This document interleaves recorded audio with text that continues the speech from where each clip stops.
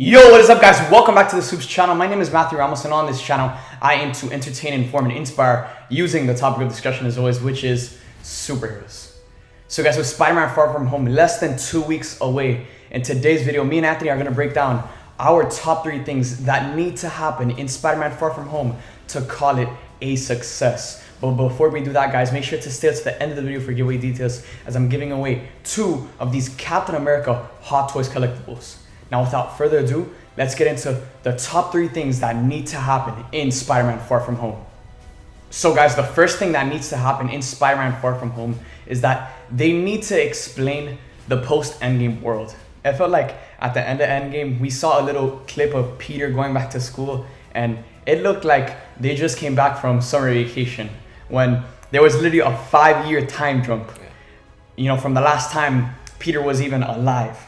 So they definitely need to do some explaining of the post-Endgame world and where the universe is heading after the events of Endgame. Because it was such a cinematic, cultural event, such a big event that affected the universe, we want to see those effects play out into that universe moving forward, and we want to get our first taste of it here in Spider-Man Far From Home. Yeah, definitely. And we don't know where the Avengers stand, if there's an Avengers, so yeah, the world pretty much ends up on Spider-Man's hands, and they just have to explain it. The only thing we really know right now is that Spider-Man Far From Home starts off minutes after Endgame, and now it's basically Peter, doing the dirty work during the absence of someone like Tony Stark, someone like the Avengers. In the Spider-Man Far From Home trailers, Peter even tells Nick Fury, "Why didn't you call Thor? Why didn't you call Captain Marvel, Doctor Strange?" And we don't know where the Avengers stand, or do the Avengers even exist anymore? Because Cap isn't here, Tony isn't here, Black Widow, Hawkeye, Thor, all the OGs are somewhere else. Yeah. Thor isn't even on Earth anymore. So what happens to the Avengers? And we could get our first taste of that in this movie, and hopefully we do. But the first thing that Spider-Man Far From Home needs to do is it needs to explain how the world is after the events of Avengers Endgame. So the second thing that Spider-Man Far From Home needs to do is it needs to set up the future. Whether it's for Spider-Man or the MCU in general. They could either tease the Sinister Six or a big Spider-Man villain, or tease a big threat to the MCU for the next phase.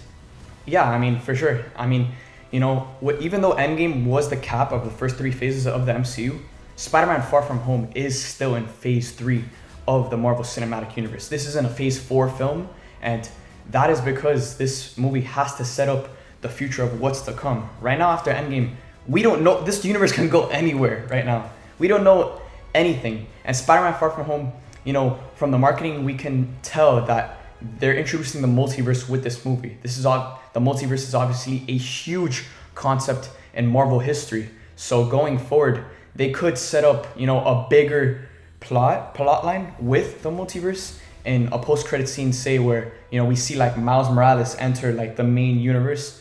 We do know that Mysterio isn't from this main universe. He's from Earth 616. So, going forward, this film does have to set up something. Give us some sense of direction as to where the universe is heading. Because as of right now, we don't know where it's going at all. And, me and Anthony say, it needs to set up a future. Because it doesn't have to set up, the universe's future of where Marvel's going to go. But it could set up Spider-Man's future, where we can see a post-credit scene where, the Sinister Six are introduced, which basically sets up the rest of Spider-Man's arc within, the next 3rd installment of the Spider-Man franchise within the Marvel Cinematic Universe. But, we don't know anywhere where this universe is heading or where Spider-Man's story is heading. But we do know that Spider-Man Far From Home needs to set up a future, whether it's for Spider-Man or whether it's for the Marvel Cinematic Universe as a whole. And guys, the final thing that needs to happen in Spider-Man Far From Home is that Spider-Man has to become a man. He is not Spider-Boy, he's not Spider-Kid. He is Spider-Man. And from the beginning of Tom Holland's entrance into the MCU up till now, it feels like he's literally been paved the way by every single character. He's had the help of Iron Man saving his butt in the past. Happy.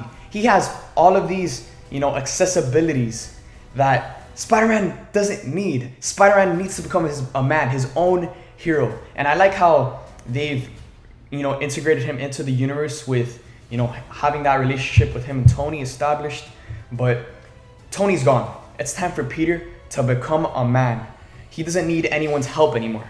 It feels like in this film, with judging off of the marketing and off of everything that the actors have said in the press tour and stuff, that Mysterio is going to be Spider-Man's big brother, they're describing in this movie. But, you know, we all know that Mysterio is no good guy. He is a bad guy pulling the strings behind the scenes. And there's going to come a point in this movie where Peter is going to have to go up against that bigger brother that they're, you know, painting as the character of Mysterio. But it's about time Spider-Man, he doesn't need anyone's help anymore. It's time for, in this movie, he takes on Mysterio by himself, and he doesn't have the help of Karen, his suit AI. He doesn't have an Iron Man suit, which is the Iron Spider suit that we see at the beginning of the movie. And he doesn't have Tony Stark or Happy Hogan by his side to help him out during that final battle. So, you know, what are your thoughts on that? Because, you know, this is such a heated topic, and my biggest criticism about the character of Spider-Man in the MCU, because he's always been such a pampered character, it feels like, where at any point he gets his butt saved. There's never any stakes, but now it's all on him. And I feel like in this movie, it has to be all on him, because this is what's gonna make Spider-Man that big character. Spider-Man isn't just an Avenger. He is bigger than the Avengers. Yeah. He can handle his own on the side while still remaining in the Avengers, but he's the biggest Marvel character ever. So it feels like in this movie, they have to turn him into that. So, well, he has to become a man because there's literally no one else. Tony's dead. Yeah. I mean, he has Aunt May, but when he's in Europe, there's no one with him. And when he becomes a man in this movie, he's gonna prioritize his role in the MCU as the face of the MCU. Not Iron Man, not Cap. It's gonna be Spider-Man. And guys, Kevin Feige has said it multiple times that going forward, Captain Marvel is gonna be the face of the MCU. No, Spider-Man is by far the fan favorite. Yeah. Out of all of the characters that are still alive and, you know, have a future in the MCU, Black Panther, Doctor Strange, Captain Marvel, Spider-Man, all of us, Spider-Man is our damn favorite. We don't care about we care about the rest, but not as much as we do Spider-Man. I remember sitting in Endgame and we were watching that beautiful portal scene, and we see the Guardians, Doctor Strange come out, but then everyone went crazy when Spider-Man comes swinging from the back. That's because Spider-Man is the fan favorite, and he has to become the man that he was born to be, the hero that he was born to be. So in this movie, no more pampering. It's time to put Spider-Man out on the field by himself. So like that, he can have that juggle. He can juggle that, you know, that his life as Peter Parker and his life as Spider-Man. And there's just so much struggle to that character, but that's what makes the character Spider-Man so great, because he has to balance his life as Peter Parker and his life as Spider-Man. But this movie, by far, this is the most important thing, that Spider-Man needs to become a man. So now I'm kicking it back to you guys. Guys, let me know in the comment section down below, what is one thing that you need to happen in Spider-Man Far From Home? Let me know in the comment section down below. Now getting into giveaway details, guys, I'm giving away 2 of these Captain America Hot Toys collectibles, one at the 50K subscriber mark and one at the 100K subscriber mark. All you have to do to enter this giveaway is like this video, comment down below, and subscribe for an entry towards winning one of these 2 Captain America Hot Toys collectibles. So there you guys have it. There are 3 things that need to happen in Spider-Man Far From Home. Thank you guys for watching. I hope you guys enjoyed, and see you guys next time.